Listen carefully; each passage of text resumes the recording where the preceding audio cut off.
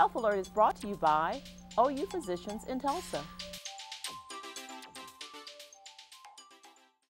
Hello, welcome to Health Alert. Today I'm at St. John's Health Center and at the Stroke Center, and joining me is Dr. Justin Thankachan. We're going to talk about stroke.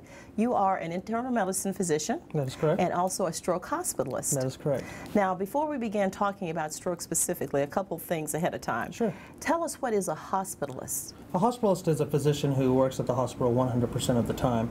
They're not like your typical physician who has office and staff and they see outpatient, patients on an outpatient basis. Okay. These are just physicians who are there in the hospital the entire time, and they're able to take care of patients who don't necessarily have a primary care physician or a family doctor, or for physicians who are unable or unwilling to take care of their patients in an acute inpatient setting. Okay, now how do you liaison with the primary care physician if they're not there? How does the hospitalist keep in communication? Once we're through with taking care of the patient, when we discharge them, we'll get all the pertinent information, and if necessary, we'll make sure we communicate with the primary care physician so that further care and follow-up can be coordinated together, or if necessary, we'll forward any pertinent documentation such as discharge summaries, test results, to the primary care physician, so those things are not unnecessarily repeated. Okay, and so people don't have to wonder about, do I ever have to come back to see the hospitalist once Correct. I'm out of the hospital? That is correct. You go back to your primary care. Absolutely. Now, tell us a little bit about St. John's Stroke Center.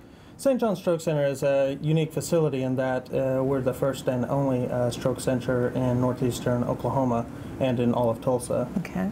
It's a facility that has met the accreditation, that has finished the accreditation process and has been certified by Joint Commission in adhering to all the evidence-based guidelines for the treatment and management of stroke, as well as for outpatient stroke clinics, rehabilitation, and community outreach.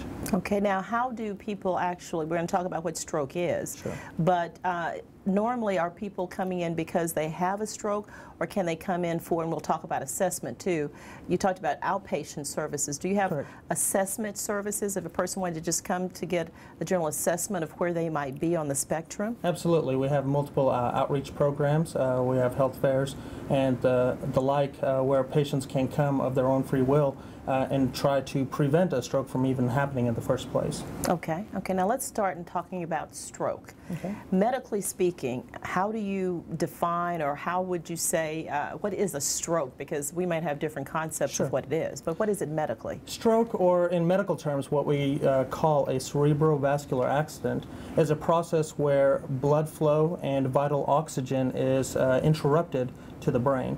The brain is incapable of receiving this blood flow and thereby oxygen, and the brain or blood cell, the brain cells begin to die. Okay, now how long can the brain live without oxygen before there is damage? Because people wonder about that. That varies on a person-to-person basis.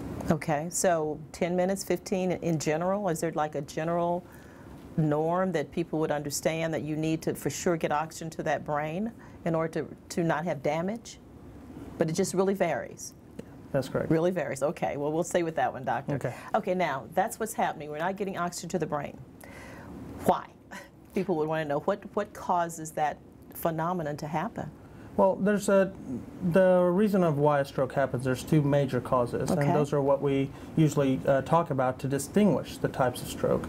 The two types of stroke are, number one, the majority of strokes are what we call a lack of blood flow, Okay. or an ischemic stroke. And that's a stroke that happens when blood flow, like we said, is interrupted, and that's usually due to either a narrowing of the arteries within the brain due to cholesterol or plaque buildup, or it could be due to a clot that clogs up the arteries. Okay. And this is the more common of the types of strokes. That's about 87% of the stroke cases out there.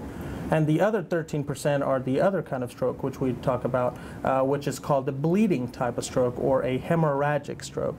And these are cases where either due to a motor vehicle accident, trauma, or uncontrolled hypertension or blood pressure, where one of the blood vessels inside the brain ruptures or pops and the person starts bleeding into their brain. Okay, let's go back then to the ischemic stroke that you Sure. mentioned. And you talked about cholesterol. People may wonder, how do you get this cholesterol? I mean, where does it come from? How does it affect the arteries? And we've heard of the good and the bad cholesterol. I always Correct. say the HDL for the happy and the LDL for the lousy. Sure. So tell us a little bit about this cholesterol. Cholesterol is something that is actually made by your body, but it's also a component that we intake every day through our meals.